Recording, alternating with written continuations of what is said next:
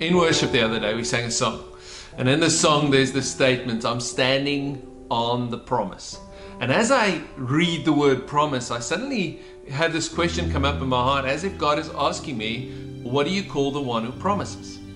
And there I am standing wondering if there's some form of word, and I'm thinking maybe I need to Google this and find out if Google maybe knows what you call the one that promises. But I'm thinking through Father, thinking through this and the other. And just before I Google it, I go, wait, hold on a minute. If God is asking the question, God never asks a question that He doesn't know the answer to already.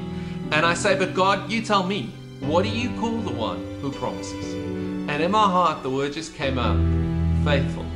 The one who promises is faithful. And suddenly I realized that that's the whole point. God is the one who promises. So the individual preaching after the worship starts preaching, and he goes through his entire preach, reading through Hebrews chapter 10, and right at the end of his message, he gets to verse 23, and this is what it says. It says, let us hold fast to the confession of our hope without wavering, for he who promises is faithful. And suddenly it made sense. The whole point of him who promised is that he who promised is faithful.